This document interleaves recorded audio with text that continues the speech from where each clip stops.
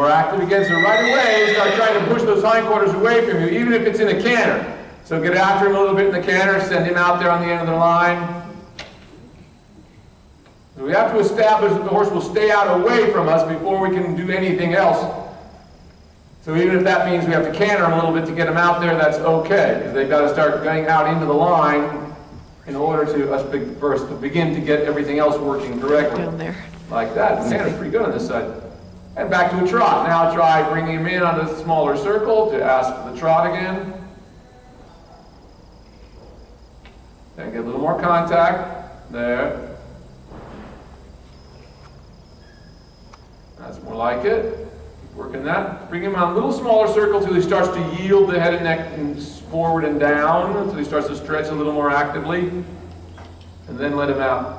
Just keep him on a small circle. Once again, he needs to move his hindquarters away from you. He's still got his hindquarters pulled way to the inside.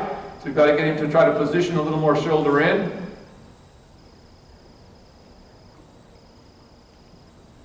And come back to the trot again.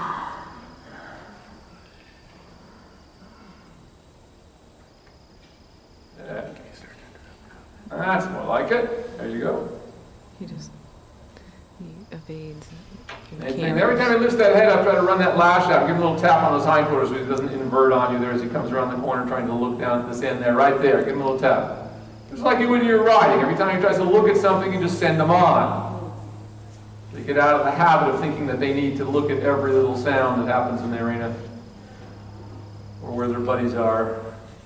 There, like that. They begin to get in the zone.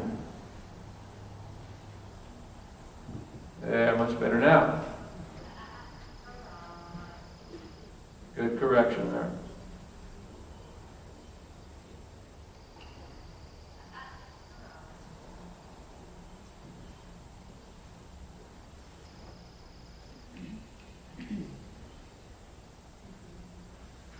Yeah, good. Keep that.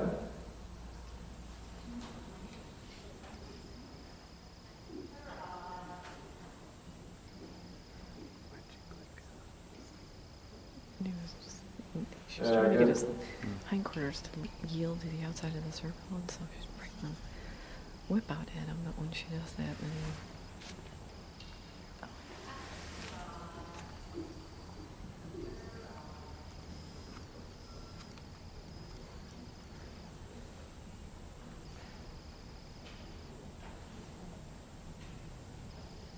yeah, that's much better there. There we go.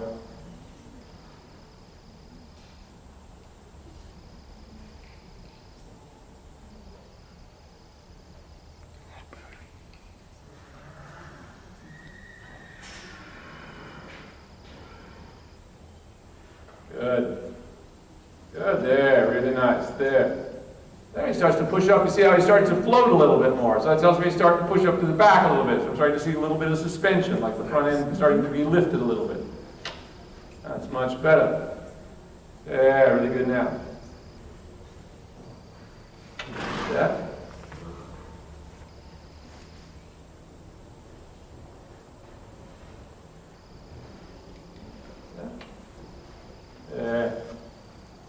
Work him a little closer to you. Bring your line so he's a little closer to you. There, so you can keep that whip right there. Good. There. Like that. Now we're starting to get a trot. There we go. And if you want your circle bigger, just walk with it a little bit. But try to stay that close to him so he will have some respect for you there. There, like that. Good. Keep that going. There. There, really good. Keep that. There, like that. That's what we're looking for. Really good now. Keep that going. There, there, there, there. There. Very nice.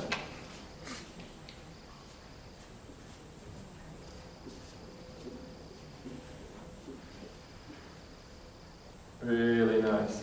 There. Now look how now this horse is starting to look in rhythm. Look at the legs, folks. You see how they're starting to swing together for the first time. The back leg and the front leg are swinging at the same time. Whereas before they were out of sync. Until just now they've been relatively out of sync with each other.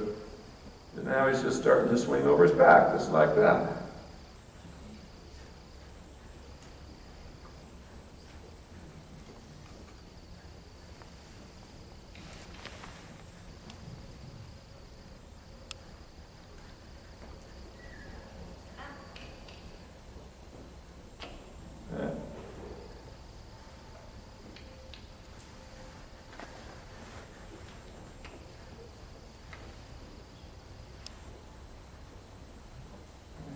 Really nice now. There we go, like that. That's really looking good, like that.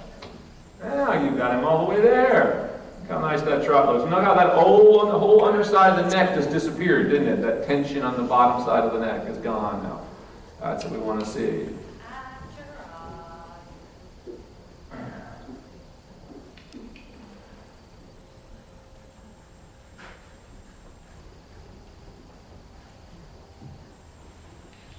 Very nice. And you can let him walk with that right there. Really nice. And let's get you up.